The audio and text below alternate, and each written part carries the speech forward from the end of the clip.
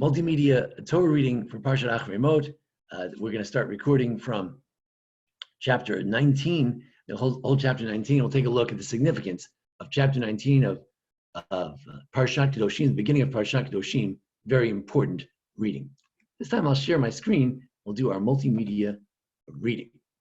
So we have a Torah reading for Parshat Kedoshim for those with the Corona blues. You know, we missed the Torah reading. It's something we're not able to do right now.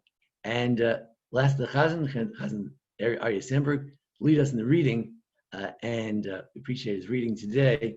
And take note of the special commentary as we go along. And we'll ask the question, why is this such a significant Parsha? What's so significant about it? Rashi tells us it's so important.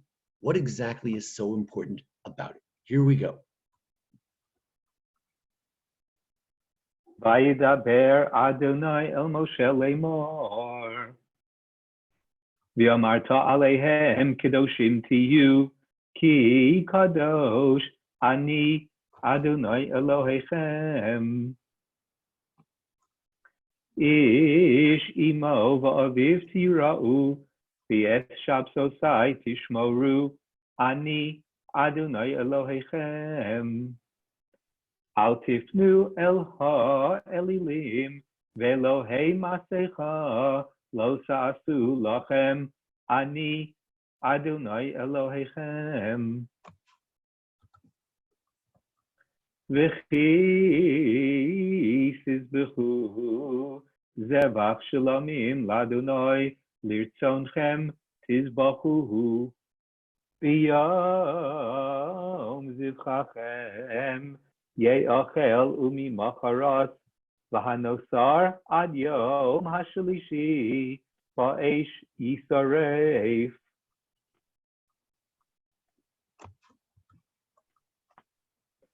V'im he'achol ye'achel b'yom hashalishi, pigulhu lo ye'ratzeh. V'ochlav avono yisa, ki es kodesh Adonai chilel, v'nichrisa hanefesh hahi me'ameha. Uv'kutrechem es ketzir artechem, lo sechaleh, ha'as sadcha likzor, v'leket ketzircha, lo silaket.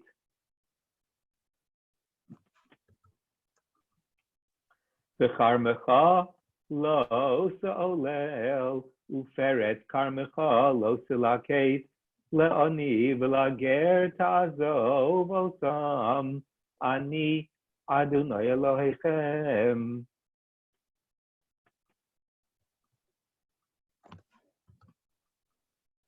Lo tignovu, v'lo sechachashu, v'lo seshataru, ish ba'amiso. V'lo sishavu v'shmi la'shaker, v'chilalta, et shem Elohecha, ani Adonai. Lo sa'ashok es reacha, v'lo sigzol, lo salin, v'ulat sachir, itcha ad boker. Lo sekale el cheresh, v'lifnei iver, lo sitein michshol, v'yoresa me'elohecha, ani Adonai. At the end. Lo sasu avel b'mishpat, lo sisa p'nei dol, lo sedar p'nei gadol, v'tzedek tishpot amisecha.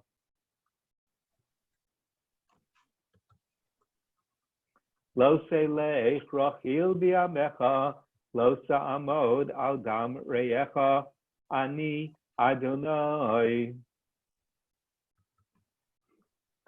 Lo sisna es achicha bilvavecha, hocheach tochiach es amisecha, v'lo sisa alav chet.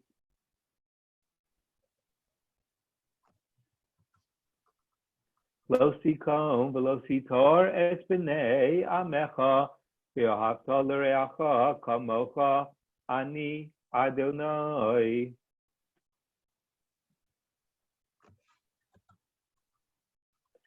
Es chukosai tishmoru behemtecha lo sarbi akil ayim sadcha lo sizrak kil oyim uveget kil ayim shatneis lo ya'ale alecha.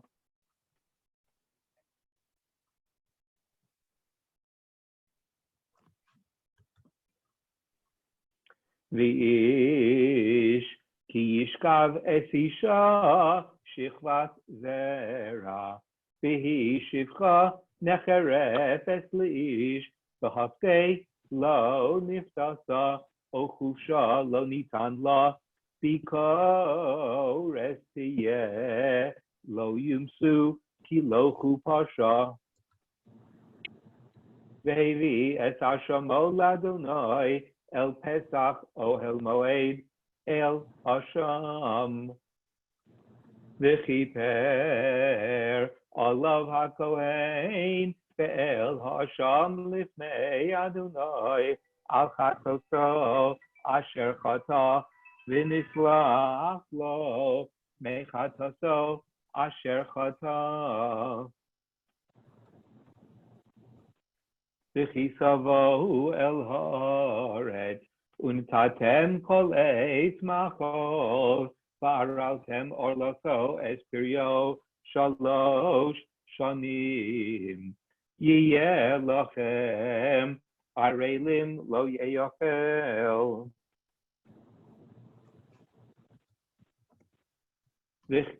Uvashana harvis yiyeh kol pirio, Kodesh Hilulim Ladonai Uvashana HaChamishis Tochlu Espirio Losif Lachem Tibuaso Ani Adonai Elohechem Lo Sochlu Al Hadam Lo Senachashu V'lo Sa'onenu Lo sakifu pa'at roshchem, v'lo sashchis eis pa'at zekonecha. V'seret lo nefesh, lo sitnu b'bsarchem, ukso v'tkaka, lo sitnu bachem, ani Adonai. Al techalel es pitcha lahasnosa v'lo sizne haaretz umala haaretz zima. Es shabsosai tishmoru shi tira'u ani Adonai. Al tifnu el ha'ovos ve'el hayidonim Al tivakshu litama bahem, ani Adonai Elohechem. Mipnei seva takum, vahadarta p'nei zakein, v'aresa me Elohecha, ani Adonai. V'chi yagur itcha ger ba'artechem, Lo sonu oso. Ye'ezrach mikem, yiyeh lachem, hager, hagar itchem. Ve'ahavta lo kamocha, ki gerim heisem be'eretz Mitzrayim, ani Adonai Elohechem. Lo sasu avel ba'mishpat, Bamida, Bamishkol, Ubamisura.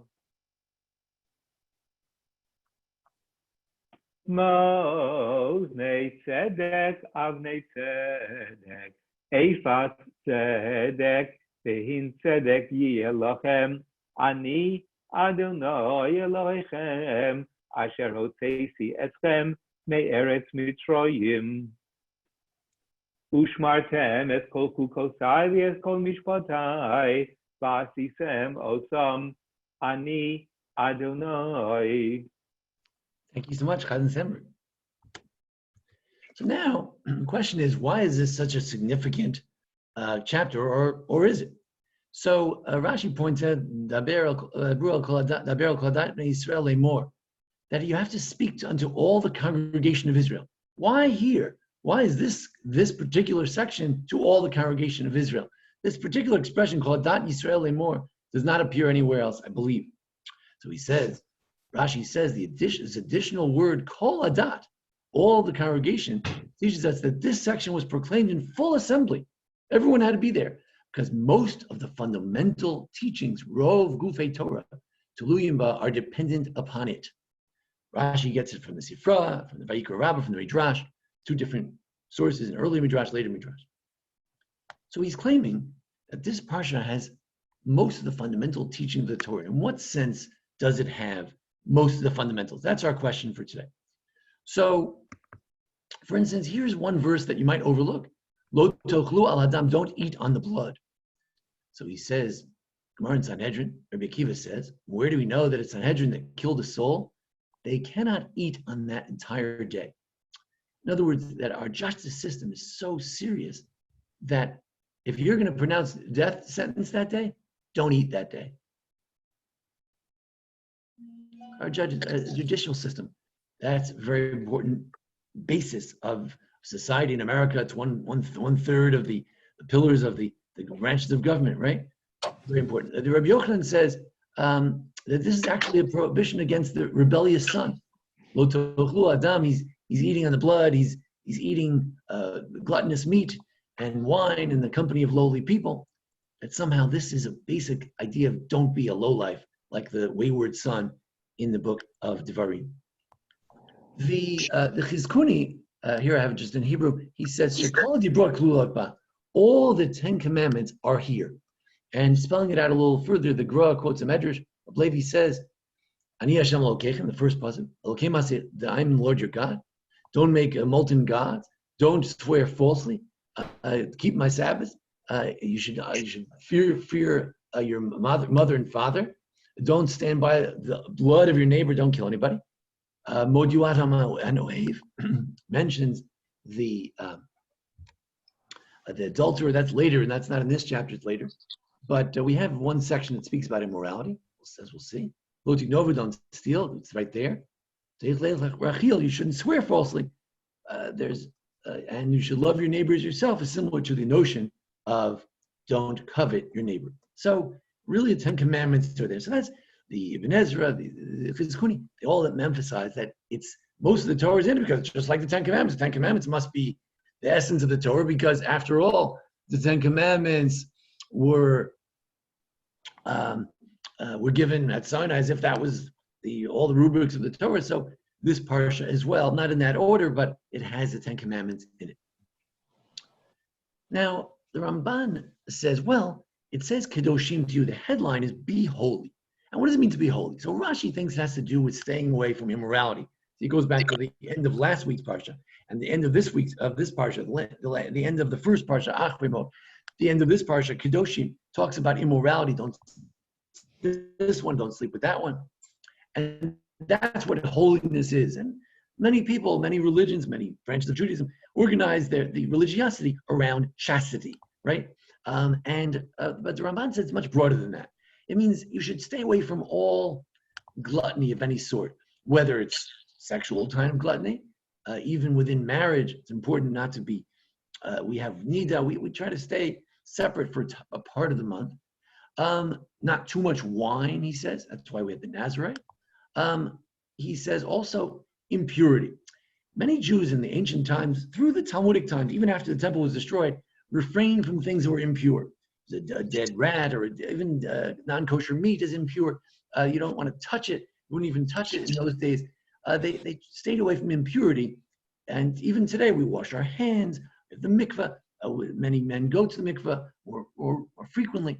So there is an idea of keeping ourselves from impurity and also guarding our tongue. He claims that speaking properly, not speaking with foul language, that's also part of being holy. So Ramban claims that it's not so much the content of this chapter, but the very notion of being holy contains a broader sense. Naval b'shur Torah, you don't want to be a disgusting person despite keeping the Torah. So it speaks about keeping the Torah in a broader kind of sense. So that's in the sense in which the Ramban would say that this parsha is so important. Now, are all the laws basic principles? We're going to go back and look at the laws and say, really, is each one of these laws a basic principle? I mean, some of these laws, you should leave a corner of your field. It's a very nice law, but why is that a basic principle? Have to think about that. And there you have Rashi. He says that it has to do with staying away from immorality, but really is the whole parsha about immorality? Not really. Even for the Ramban, is it all about staying away from gluttony? So it's interesting. Of course, we have one of the things that's described as a fundamental principle in the Torah. We have love your neighbors yourself. Love your neighbors yourself. The Rabbi Akiva says this is a fundamental principle of the Torah. It means it's similar to the idea of Hillel, that whatever you hate, don't do to your friend, which includes everything. Rashi on Shabbos 31a asks the question, why does that include laws between us and God? How is kosher law included in loving your neighbors yourself? So he says, well, God is your neighbor also. As it says in Mishlei, other places, he's known as your father, your friend, and the friend of your father. So whatever God asks us to do certain things, we shouldn't go against God. He's your friend. You don't go against a request of a friend. So it may include the entire Torah. That verse itself may be the principle of which Rashi is referring to, that this parsha is so important because most of the principles of the Torah are found in it. I was looking, for instance, at the law of don't write on yourself. The idea we don't do tattoos. So you could say, well, it's not a general principle. It's a particular law. You know, one of the things Jews don't do is we don't have tattoos. The Psalms Rabbi Hirsch puts it in very beautiful terms, which I think do have broader application. He says, I think that this is talking about people who are flagellating themselves for mourning purposes. You know, sometimes in some cultures, when someone dies, to show that you really care, you cause yourself to bleed. Take a knife and cause yourself to bleed. There are religious ceremonies throughout the world. Indians, other people, Africans, many people, even some certain types of Muslims, will sometimes slash themselves a little bit to show certain religious practices or to mourn. So he says, even for mourning, we don't do it. He says, why not? Don't we want to show the significance of the loss that we had? He says, no. It doesn't matter. It doesn't matter how beloved that person that you lost was. It doesn't matter how very, very close he was to you, to your heart, to your soul. It's forbidden that his death should undermine or even diminish your value or the value of your life. Every person's life has significance in itself. No one should ever say, well, I'm so attached to my fill in the blank, my son, my, God forbid, my husband, my wife, that my life is not worth anything. No, your life is valuable by itself. You have a direct connection with God. Every hair of breath of your life, of your physical life, every spark of power that's given to you, every moment of your life is holy to God. As long as God decrees on me that I'm alive, I have to continue worshiping God with all my strength. It's obligatory upon me as a holy nation not to diminish or to ruin any aspect of my strength. Actually, the loss of a person who's close to our heart should actually increase our sense of having more vigilance about our own lives so that we can continue to fill the void left by that holy person who died, to continue with the worship of God. So this principle, here's a verse. Don't cut yourself. Don't do tattoos. Don't write on yourself. You could say, that's not a principle, that's a law. No, it is a principle. Your life is valuable, independent of others. Even though we're so connected, your life is also independent of the significance of others. So that's just one example.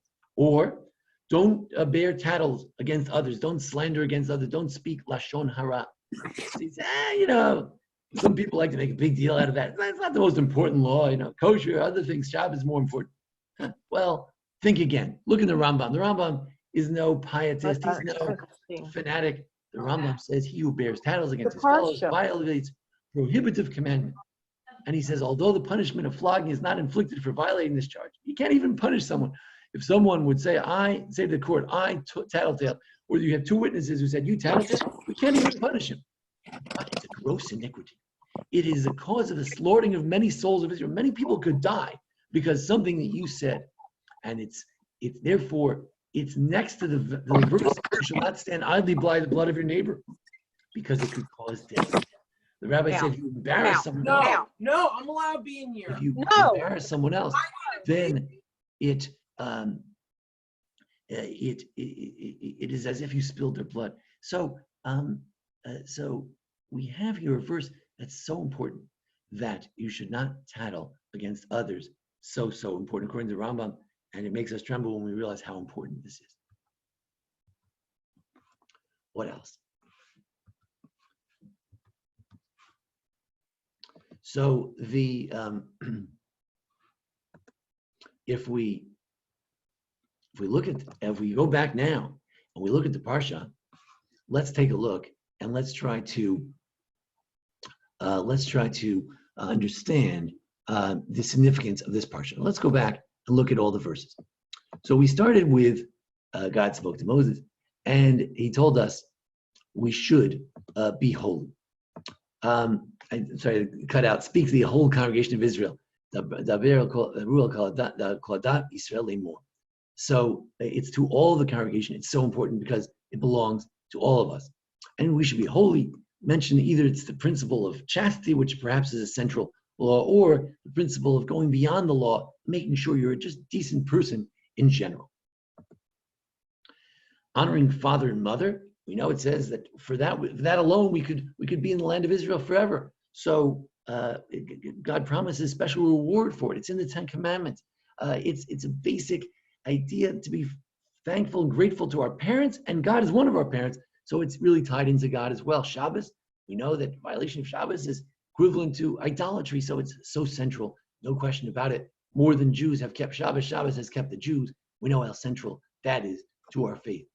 Not turning to other gods, that goes without saying. There's no Judaism without God and without understanding monotheism, as we say in the Shema. Now, then it says that our sacrifices should also be accepted. You have to do it the right way. You should eat it the right way. Don't defile, don't disgrace God. Well, obviously, disgracing God, eating old meat while using our sacrifice for too many days, that would be disgraceful. But it's interesting. Are there laws thrown in here which are specifically not central? But just to say that every law is central. That, in other words, at the same time that we're saying that this parsha is so central, we can't forget that there are other laws and they're also central. Or is there something about defiling of God here which is so central?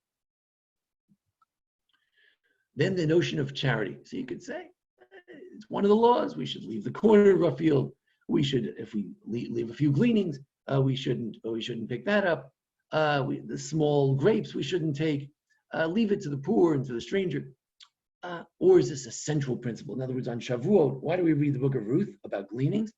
Because gleaning is all about the Torah. The whole Torah is chesed. Chesed and kindness are the centerpiece of Judaism. That's why it's a major principle, as Rashi said. Not stealing, not lying. Also, you can't say you're a frum Jew, you're a religious Jew, but you're lying, you're cheating, you're denying you owe money, denying things in court. Obviously, it's central. It's central. It says failure to do it will disgrace God. So disgrace, that's certainly a chilul Hashem, kiddush Hashem. These are things that are considered the highest value. Not leaving our workers' wages over.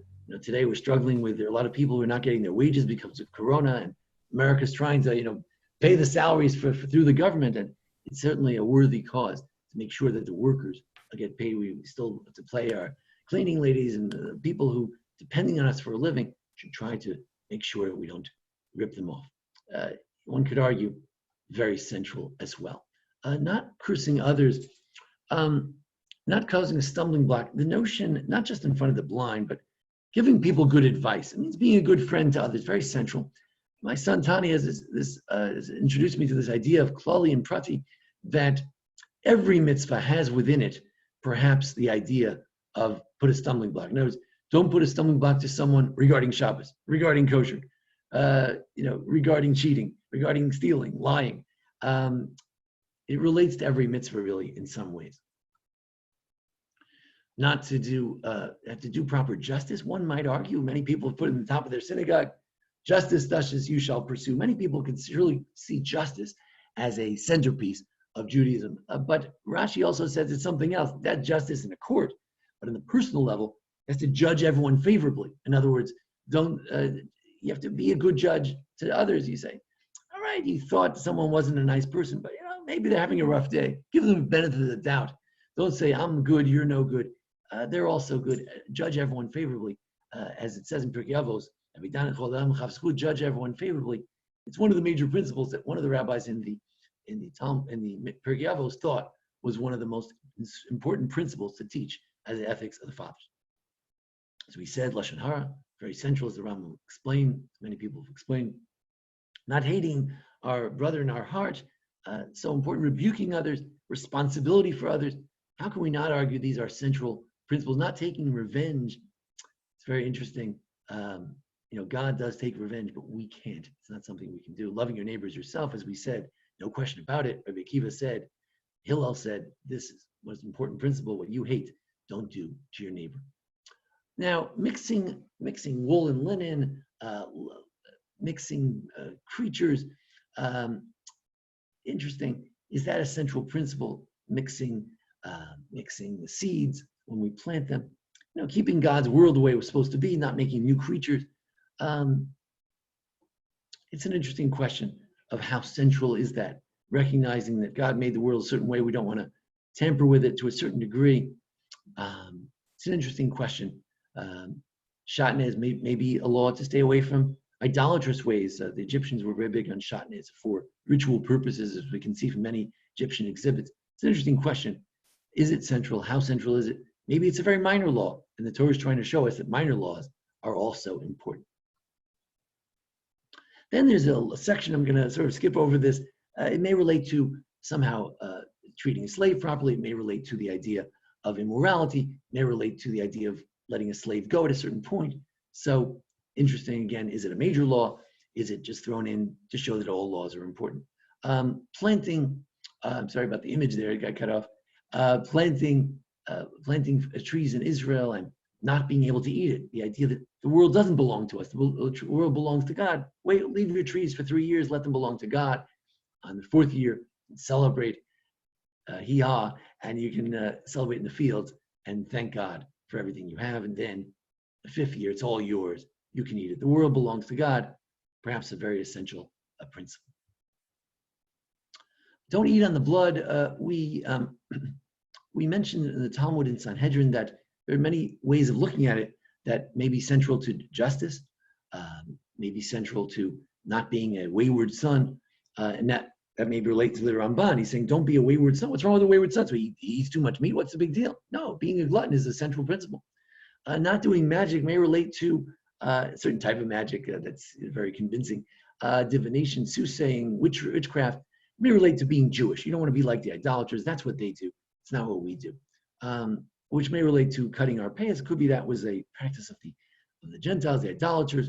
We want to have a certain Jewish look that may be central as well. We say that, just don't use a razor on your face and don't cut your men's sideburns until you get to the bone on the side. Not cutting ourselves, we explain, may be very central as well. Here's a matter of immorality. After all, the idea of not selling our daughter was one of the first laws, after the Ten Commandments, one of the first laws God tells us, Parshat Mishpatim, chapter 21, in Exodus. Could be that this is an important central principle, and it was a major problem in ancient times, and it continues to be so in the Far East, other places, people using their daughters for harlotry. Shabbos, the Beit HaMikdash, who can argue it's not central? Not doing idolatry, certainly central. Honoring the adults, honoring older elders, relates to honoring parents, central as can be. How do we treat the immigrants? No question. Defines who we are. That's why there's a big controversy today for so many. It's so important. Loving your neighbor, it says you should love him directly. It's a more direct form of love. To your neighbor, it says love to your neighbor. But love your neighbor when it comes to the stranger.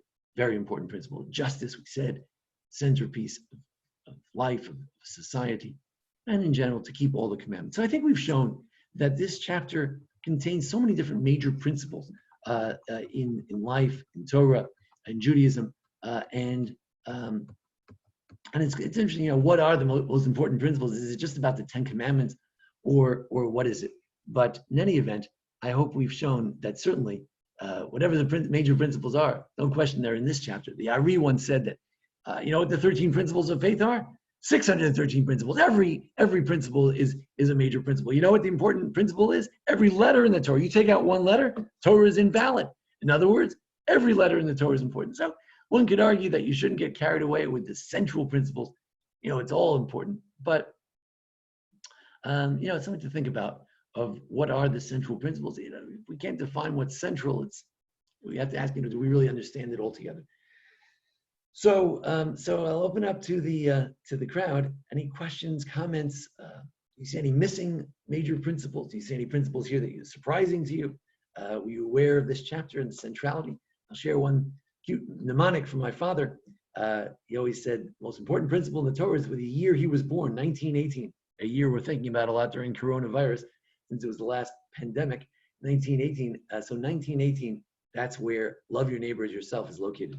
So again, my father, blessed memory, pointed that out. Any questions or comments or just greetings from anyone today? Please don't forget to unmute yourself if you want to make a comment.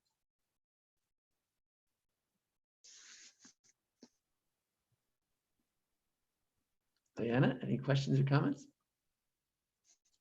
No, I was just reading as the canon was going on, thinking exactly what you were saying, that it was all about the 10 Commandments and just an extension of it.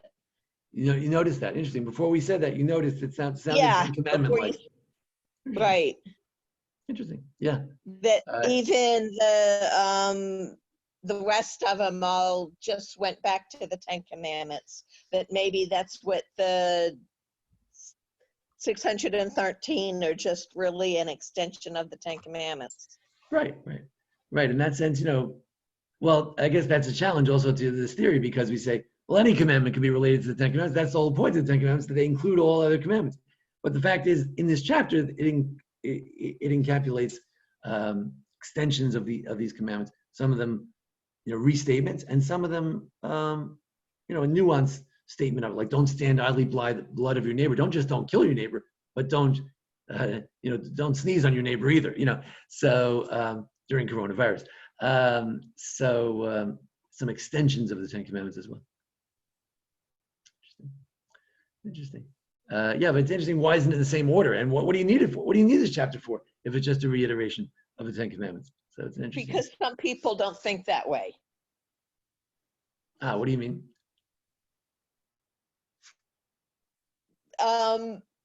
Some people are just literal. So you have to explain. You mean this is an elaboration, a restatement? It's, for different types of learners, it's a different kind of statement of the 10 Commandments, not just, bang, bang, bang. A little more elaborate.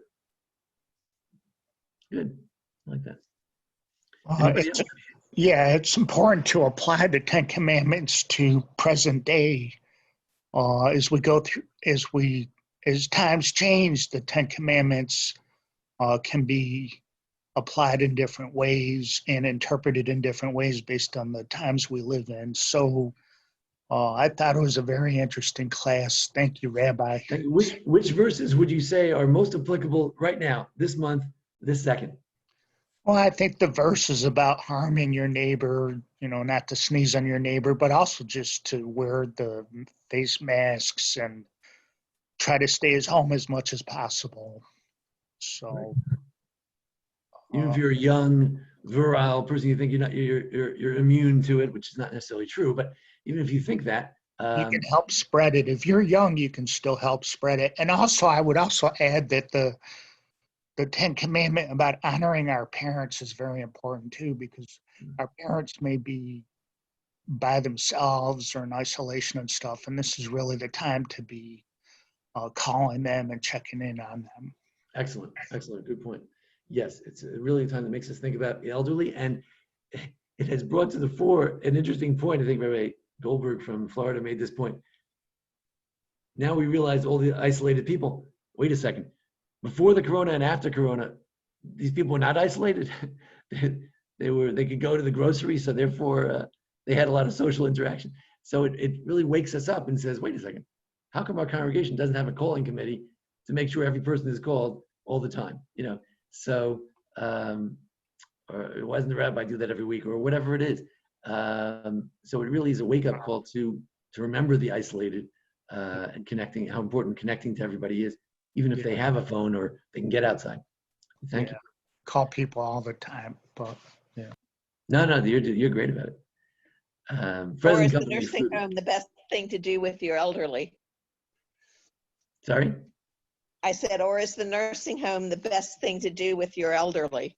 Oh, that's very interesting. I'll tell you something interesting. No, I know somebody who's elderly who's in a nursing home, and he said he actually prefers that to be living by himself, because at the nursing home, there's all these people around and all these activities and stuff.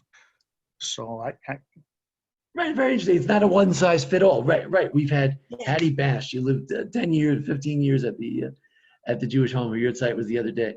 And then you have people who are absolutely miserable. And then you have the question of, all these people who are dying. 20% of one old age home in a Jewish old age home in Amsterdam, 20% died.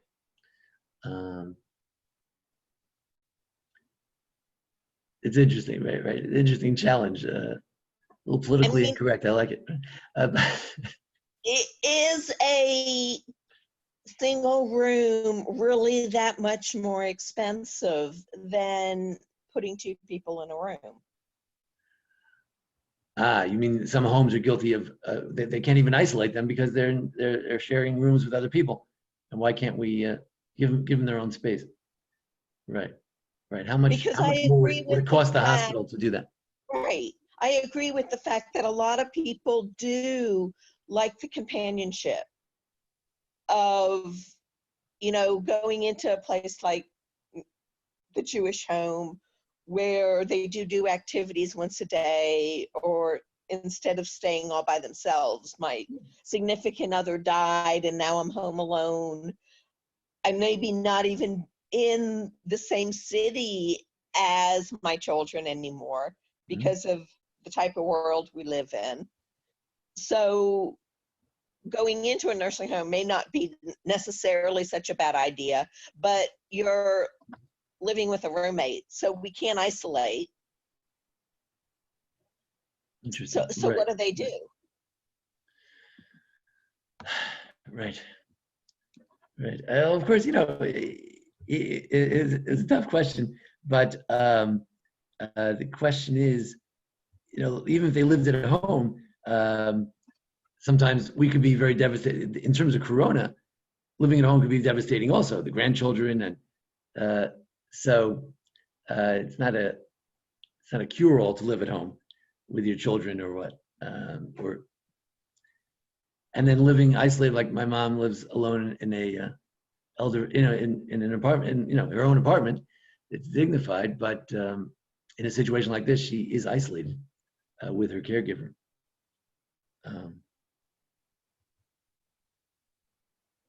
Interesting. Any other comments?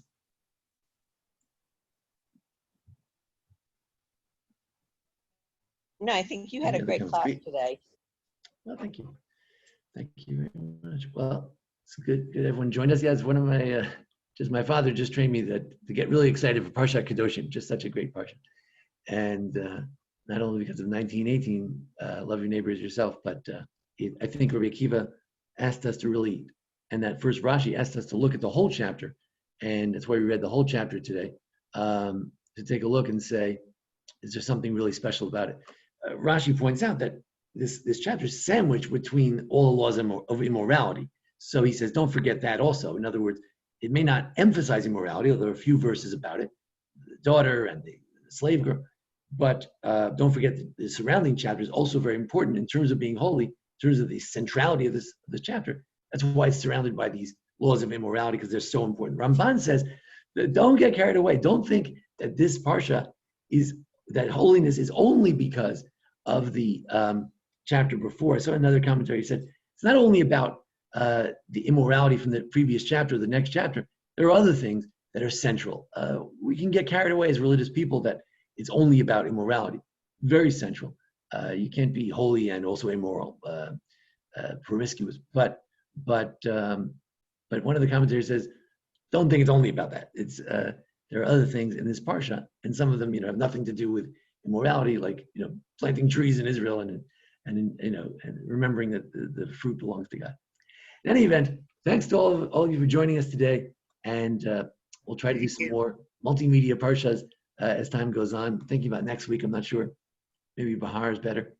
But anyway, we'll blow a little shofar for Bahar. But in any event, thanks for joining us. Thank you for participating, and look forward to seeing you all tonight. Usual 7:45, different learning. We're gonna have a root class starting next week as well. Thank you. Okay, thank you. Thanks.